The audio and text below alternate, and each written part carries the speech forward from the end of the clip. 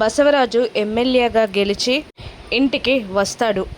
కార్యకర్తలు Basavaraju car door తీసి పట్టుకోగా బసవరాజు గర్వంగా కార్ దిగుతాడు. అక్కడున్న కార్యకర్తలందరూ బసవరాజుకి జేజేలు కొడతారు. బసవరాజు గారికి జై అని నినాదాలు చేస్తూ ఉంటారు. ఇక గుమ్మం దగ్గరే నిలబెట్టి బసవరాజుకి దిష్టి తీస్తుంది, హారతిస్తుంది విశాలాక్షి తన భార్య. లోపలికి వచ్చి బసవరాజు వాళ్ళ అమ్మగారికి దండం పెడతాడు.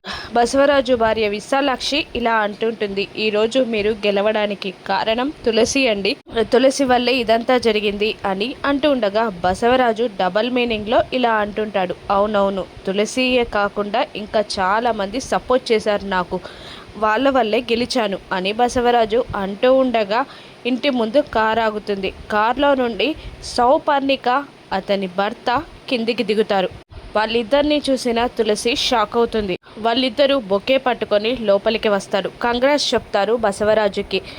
మీరు గెలిచిన తర్వాత మాకిచ్చిన మాట నిలబెట్టుకుంటానన్నారు అని ఆయన అడుగుతుండగా ఈ బసవరాజు ఎప్పుడు మాట మీదే నిలబడతాడు, మాట తప్పేది ఉండదు అని బసవరాజు అంటూ ఉంటాడు. అప్పుడు సిద్ధు, ఇంతకీ మీరు వాళ్ళకి ఇచ్చిన మాట ఏంటి నాన్న అంటూ ఉండగా వాళ్ళు అత్యాశగా ఏమీ కోరలేదు నాన్న, వాళ్ళ పాపైన ఖుషీకి వాళ్ళకి ఇచ్చేయమన్నారంతే. అమ్మ సౌపర్ణిక, మీరు మీ ఖుషి పాపని తీసుకెళ్ళిపోండి అని బసవరాజు అనగానే సౌపర్ణిక తులసి చేతుల్లో ఉన్న ఖుషిని లాక్కుంటూ ఉంటుంది. ఖుషి ఏడుస్తూ ఉంటుంది. ఆగండి అంటూ తులసి అడ్డం పడుతుంది. సిద్ధు సౌపర్ణిక ఖుషిని లాగుతూ ఉండగా అడ్డం వెళ్ళబోతూ ఉండగా సౌపర్ణిక భర్త సిద్ధుని గట్టిగా పట్టుకుంటాడు. ఇక సౌపర్ణిక ఖుషిని లాక్కొని వెళ్ళిపోగా తులసి కుప్పకూలిపోతుంది.